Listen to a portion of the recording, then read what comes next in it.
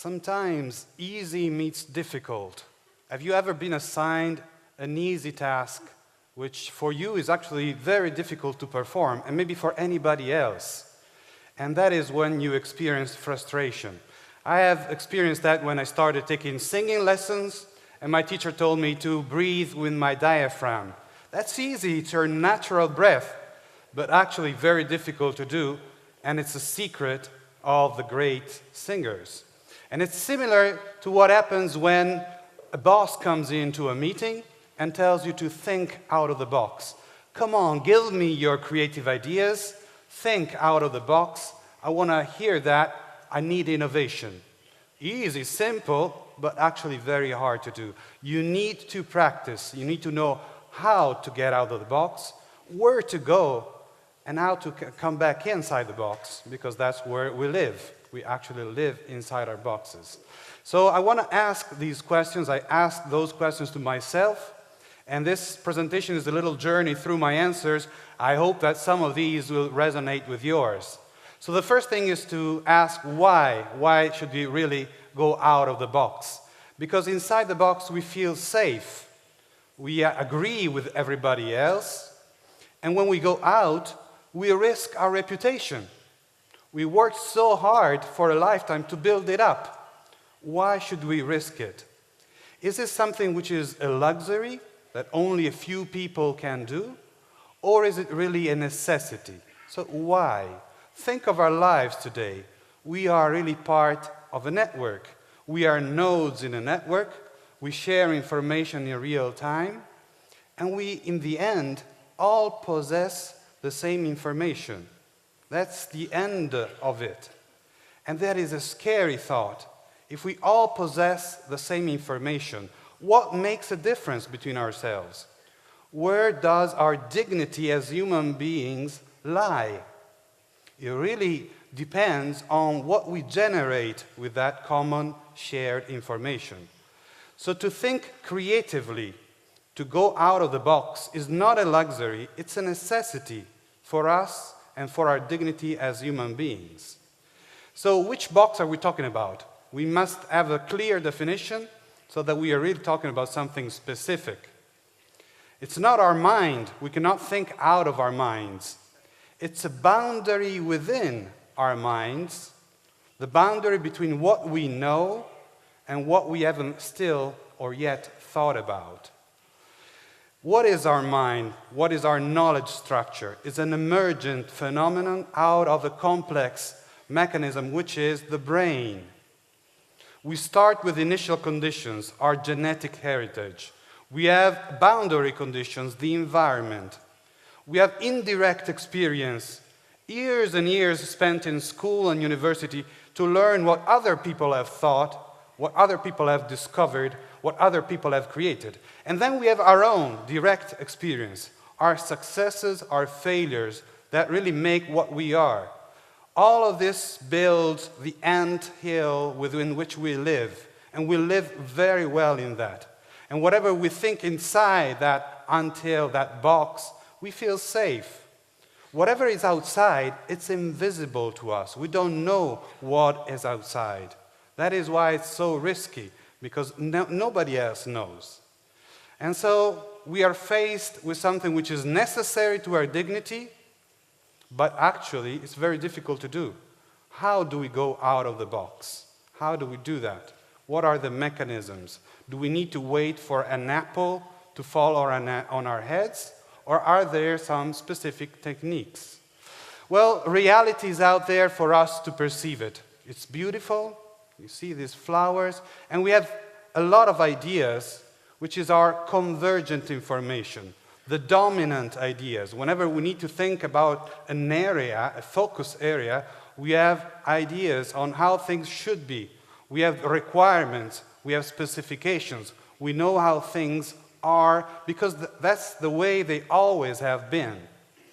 But if we want to go out of the box, we need to add something more, a little spice, something which goes beyond the convergent information, something wrong, something absurd, something which apparently is not relevant, something which takes us far. This is what we call divergent information. We need a little bit of that divergent information to cross the borders within our minds from what we know to what we haven't yet thought about. So this is the essential mechanism that is necessary, and it takes us to a place where we don't really know where to go. We are suspended. It's like the middle game in chess. Where do you go once you're out of the box? You have no preset direction. So it's really a potential situation that brings us to the feeling that we should immediately go back. This does not make any sense. Let's go back to a safe place. Let's go back inside the box. That's a temptation that we need to resist. We need to value long thinking. Normally we talk about brilliant thinking, fast thinking, deep thinking, but here we're talking about something different, long thinking. What does that mean? It's some thought that takes us far. It's as if you were reading poetry or listening to music. You don't judge the single notes. You don't judge the single words. It's the ensemble that gives you a feeling and takes you far.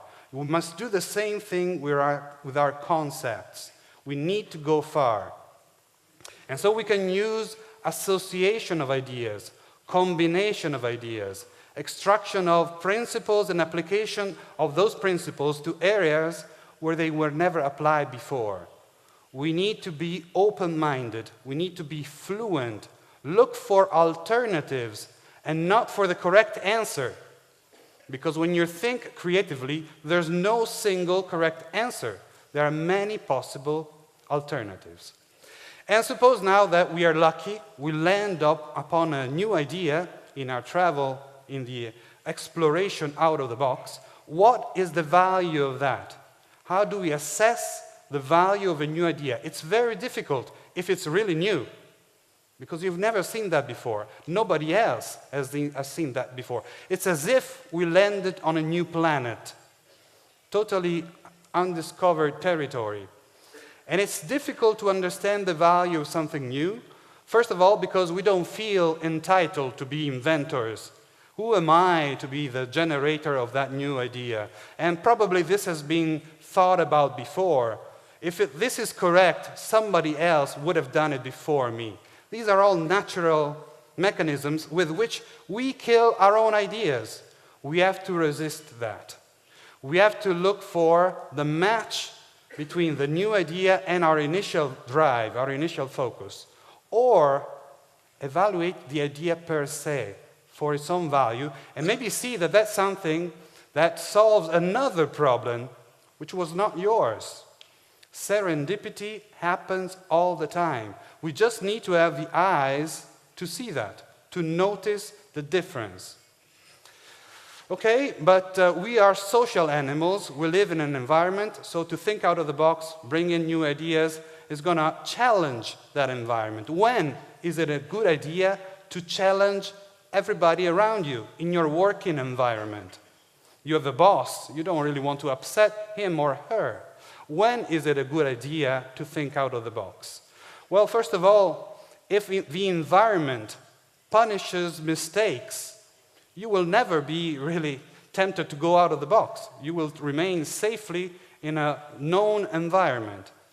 So if you want to stimulate an environment which is creative, you need to allow the existence of divergent information. You need to allow irrelevant information to come in. You have to mix and match different disciplines. You have to use metaphors in the organization.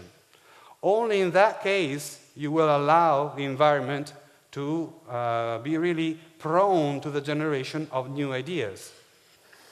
So I want to end my talk with a little experiment. We wanted to do this interactively with you, but the time is scarce.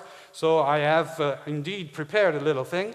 But if you believe me, and to be honest, this has been generated in the space of few minutes. The generation of ideas, this travel outside of the box, is something which happens very fast. So where should we experiment? Okay, let's say that we want to generate new ideas about TEDx conferences. We are here, so that's a focus area which is very clear to all of us. Now let's start from the convergent information about TEDx conferences. What is needed to make an excellent, good TEDx conference? Well, you need the brilliant speakers that will come up. You need an excellent theme. You need fast speaker-to-speaker transitions. You need grand settings. Okay, the list can go on, and all I'm saying is things that you already know. This is all convergent information. Safe. I'm not generating anything new. I'm inside the box. Now I want to go out, so I apply a divergent modifier to any of these convergent elements. Start from the last one, for example, the grand setting. So a divergent modifier, for example, is to exaggerate, bring it to the limit. So instead of thinking of a TEDx conference in a theater, think of a TEDx conference in a stadium. Does this make any sense? In a stadium. Very difficult to organize, even more difficult than in a theater. And how do you fill the place? How do you fill the stadium? It's too difficult. Doesn't make any sense. I'm tempted to reject that idea. But then I move and I say, okay, maybe the stadium is already filled with people. So from that, you can get the idea of having a TEDx conference at halftime of football matches. A network of speeches which happens at halftime of football matches. Good idea, bad idea, I leave it for you to assess. Take another element. Good speakers, brilliant speakers. That's the most fundamental element of a TEDx conference. Let's take that away. We eliminate the good, brilliant speakers. Does this make any sense? No. We are out of the box. Does this lead to anything useful? Well, I could say that, okay, I don't need the speakers, but I need the speeches, the talks, the scripts. From this comes the idea of one speaker delivering the speech of somebody else. We exchange speakers. So it's a cooperative TEDx conference. Maybe we have duets on stage instead of a single element, or we have people that speak about somebody else's topic, and in that way we have one advantage at least. We take away the element of the ego. There's no ego anymore if you're speaking with somebody else's script. So these are just examples to show you that it's possible and not too hard actually to think out of the box. I hope this journey, in a way, was interesting for you, and now you want to do more of that. So thank you very much for your time.